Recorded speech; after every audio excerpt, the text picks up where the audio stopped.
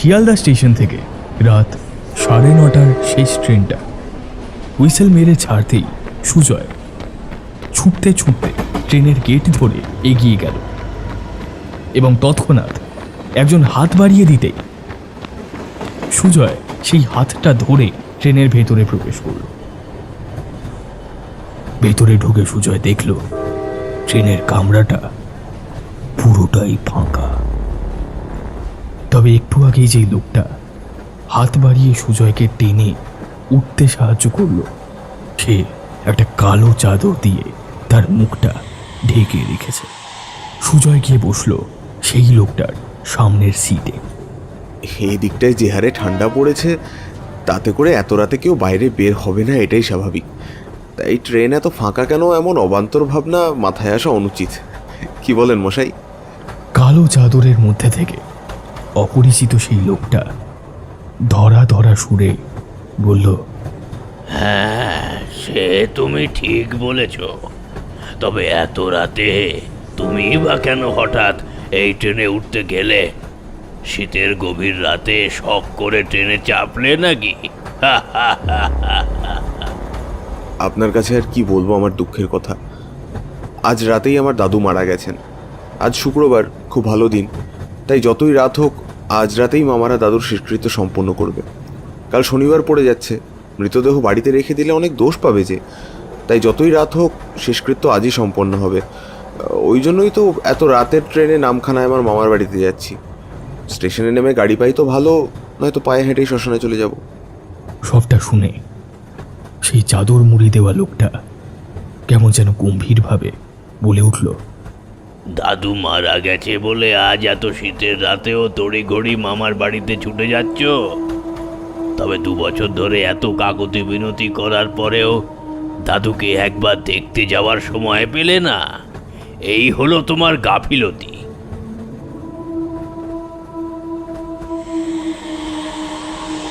2 বছর ধরে দাদু আমাকে দেখতে চেয়েছে, অথচ আমি নানান কাজের চাপে মামা বাড়িতে যেতে পারিনি। তবে এই কথাই অপরিচিত লোকটা কিভাবে জানল? আশ্চর্য। তারপর সুজয় সামনে বসে থাকা লোকটাকে গম্ভীরভাবে জিজ্ঞেস করলো, হ্যাঁ, অনেক দিন ধরেই দাদু আমাকে দেখতে চাইছিল, তবে কোনোভাবেই সময় বের করে মামা বাড়িতে আসতে পারিনি, এই কথা সত্য। কিন্তু মশাই, আপনি এসব কথা কোথা থেকে জানলেন? হ্যাঁ, জানি জানি, আমি এসব কথা জানি, কারণ এসব কথা তোমার দাদুই আমার কাছে বলেছে। আমি তোমার দাদুর বন্ধু। আমরা একসাথে কলকাতায় ফলের ব্যবসা করতাম। 2 মাস আগে তোমার দাদুকে দেখতে গেছিলাম, তখন এসব কথা প্রহ্লাদ আমাকে শুনিয়েছিল। চলো, আজ আমিও যাচ্ছি তোমার সঙ্গে। তোমার দাদুর শেষকৃত্যে আমিও উপস্থিত থাকব। কথাগুলো শুনে সুজয় কিছুতেই বিশ্বাস করতে পারল না। তার সামনের সবটা কেমন যেন গুলিয়ে এলো। সুজয় মনে মনে ভাবল, লোকটা পাগল নাকি?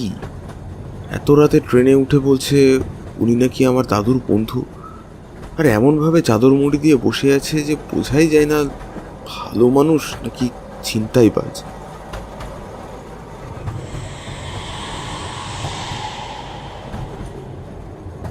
তো আপনি বলছিলেন যে 2 মাস আগে আপনি আমার দাদুকে দেখতে গিয়েছিলেন, তো সেখানে গিয়ে কি দেখলেন?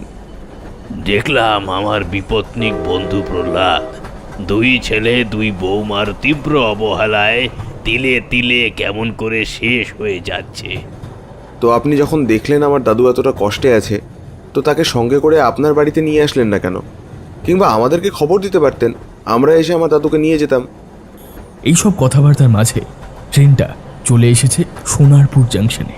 ট্রেনের লাইন পরিবর্তনের কারণে ভিতরে জ্বলতে থাকা টিউবলাইটগুলো হঠাৎ নিভে গিয়ে ক্ষণকালের জন্য সমগ্র ট্রেন জুড়ে নেমে আসে এক বিস্তীর্ণ অন্ধকার। বাইরের আকাশে তখন কৃষ্ণপক্ষের কাস্তে চাঁদ উঠেছে। চারিদিক একেবারে নিস্তব্ধ। এমন সময় হঠাৎ সুজয়ের পকেটের সুজয়ের মোবাইলটা বেজে ওঠে। সুজয় ফোনটা রিসিভ করে বলে, হ্যাঁ বড় মামা, বলো। ফোনের উপার থেকে বড় মামার গলার কণ্ঠস্বর ভেসে আসে, এই আরে বাবা, কোথায় আছিস? নামখানা ট্রেনটা পেয়েছিলি তো? হ্যাঁ মামা, ট্রেন পেয়েছি। আমি এখন সোনারপুর আছি। তুমি চিন্তা করো না, আমি ঠিক পৌঁছে যাব। একটু আগে কম্পার্টমেন্টের আলো আবার জ্বলে উঠেছিল এবং সেই আলোয় হঠাৎ করে সুজয়ের চোখ গেল নিজের পায়ের দিকে। সে দেখে পায়ের কাছে ট্রেনের পুরো মেঝেটা লাল টকটকে রক্ততে ভরে যাচ্ছে এবং সেই সব রক্ত সামনে বসে থাকা সেই লোকটার পা থেকে দরদর করে বেরিয়ে আসছে। এ কি, এখানে তো রক্ত কিভাবে এলো? এই যে, ও মশাই, আপনার পা দুটো একবার দেখুন, বোধহয় কেটে টেটে গেছে, নাহলে এত রক্ত আসবে কোত্থেকে? কিন্তু সুজয়ের কথায় লোকটা বিশেষ পাত্তাই দিল না। বোধহয় বকবক করতে করতে চাদর মুড়ি দিয়ে ঘুমিয়ে পড়েছে। এইসব ভাবতে ভাবতে সুজয় হেড হয়ে লোকটার পায়ের চাদর সরাতেই দেখল লোকটার পা দুটো সম্পূর্ণ উল্টো, অর্থাৎ দুটো পায়ের গোড়ালিটা সামনের দিকে এবং আঙুলগুলো পিছনের দিকে। এমন দৃশ্য দেখে সুজয়ের চোখ চড়ক গাছে উঠে গেল। হঠাৎ করেই তার মনে পড়ল সেই ছোটবেলার কথা। ছোটবেলায় এইরকম কত গল্প সে শুনেছে যেখানে ভূতের পা নাকি উল্টো হয়। এইসব ঘটনার পরিপ্রেক্ষিতে তার মাথাটা ভারী হয়ে আসছে। তার চোখের সামনে যেন নেমে আসছে অন্ধকার।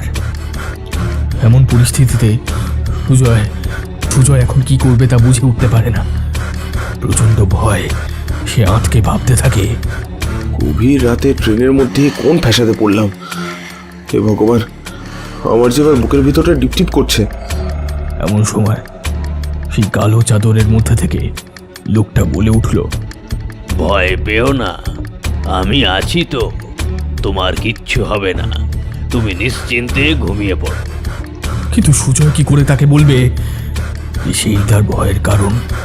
সুজয় নিজের সমস্ত মনন শক্তি ও একাগ্রতাকে সম্বল করে একটু সরে গিয়ে একটা সিট দখল করে সেখানে পুরোটা জুড়ে শুয়ে পড়ল। রাত বাড়ার সাথে সাথে ট্রেনের জানলার বাইরে থেকে আকাশের কাস্তে চাঁদ গুটি গুটি পায় যেন এগিয়ে যাচ্ছে পশ্চিমে। শীতের কুয়াশায় বাইরের গ্রাম্য পরিবেশ একেবারে যেন ঢেকে যাচ্ছে। খেজুর গাছে ঝোলানো ভাঁড়ে টপ টপ করে রস পড়ছে, আর গ্রাম্য প্রকৃতির এই নৈসর্গিক নিস্তব্ধতা ভেঙে দিয়ে ট্রেনটা ছুটে চলেছে তার গন্তব্যের দিকে। অতঃপর ট্রেন এসে দাঁড়ালো নামখানা স্টেশনে। ট্রেনের ভিতর চাদর মুড়ি দেওয়া লোকটা সুজয়কে এখন ডাকছে, কই গো বাবু, ওঠো, এই যে নামখানা স্টেশন চলে এসেছে গো, কই গো, ওঠো। লোকটার ডাকে ঘুম থেকে উঠল সুজয়, আর লোকটাকে দেখতে পেল না। ওই আপনি কোথায় গেলেন? আপনাকে তো দেখতে পাচ্ছি না। স্টেশনের শেষ প্রান্তে জমাট বাঁধা অন্ধকার। এই তো আমি এখানে, এই দিক দিয়ে এসো। তোমার মামারা এতক্ষণে শ্মশানে চলে এসেছে, তাই বাড়িতে না গিয়ে শ্মশানে যাওয়াটাই ভালো হবে। এদিকে আমার সঙ্গে সঙ্গে এসো। লোকটার কথায় কেমন যেন খটকা লাগলো সুজয়। সে মনে মনে বলল, না, মামারা যে এখন বাড়িতে নেই, তারা দাদুর মৃতদেহ নিয়ে শ্মশানের উদ্দেশ্যে বেরিয়ে পড়েছে, এ কথা উনি নিশ্চিত করে কিভাবে বলতে পারেন? তৎক্ষণাৎ অন্ধকার থেকে লোকটা বলে উঠল, কি এত ভাবছো? আমি তোমাদের মতো ওসব ফোন টোন ব্যবহার না করেও কিভাবে বললাম যে মৃতদেহ নিয়ে ওরা শ্মশানের উদ্দেশ্যে বেরিয়ে পড়েছে? আসলে এসব তো আমার জানা কথা। সুজয় এসব কথায় বিস্মিত না হয়ে লোকটার দিকে তাকিয়ে তাকে অনুসরণ করেই হাঁটতে শুরু করলো।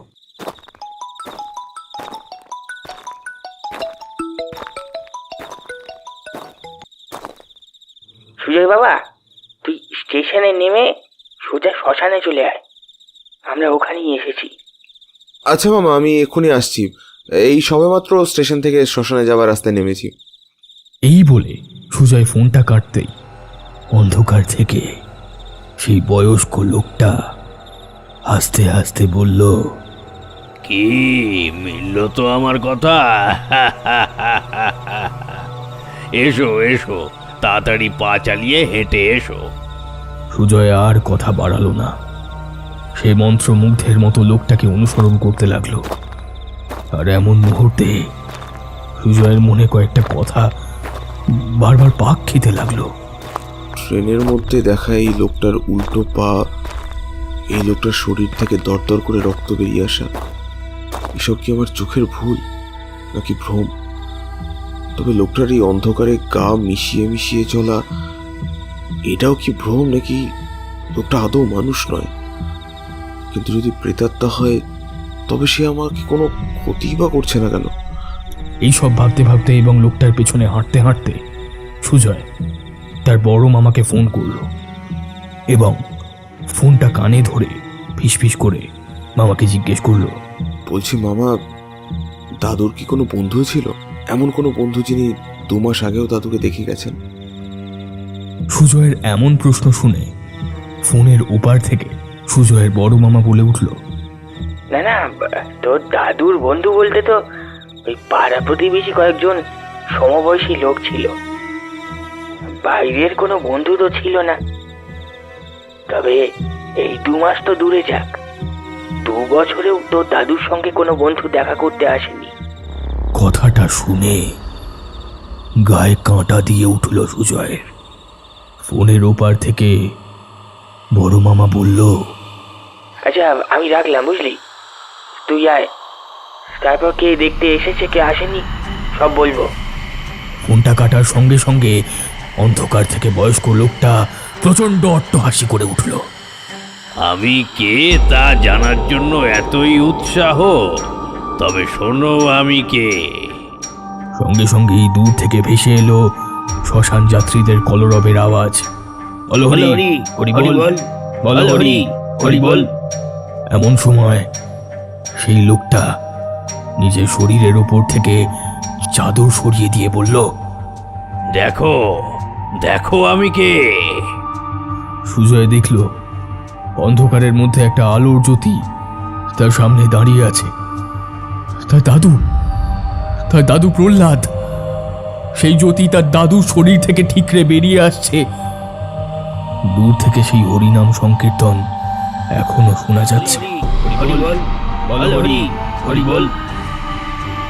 এত রাতে তুই ঠিকঠাক আসতে পারবি কি পারবি না, তাই আমার মৃত্যুর পরেও আমার শরীর ছেড়ে আত্মাটা বেরিয়ে গিয়েছিল তোকে এগিয়ে আনার জন্য।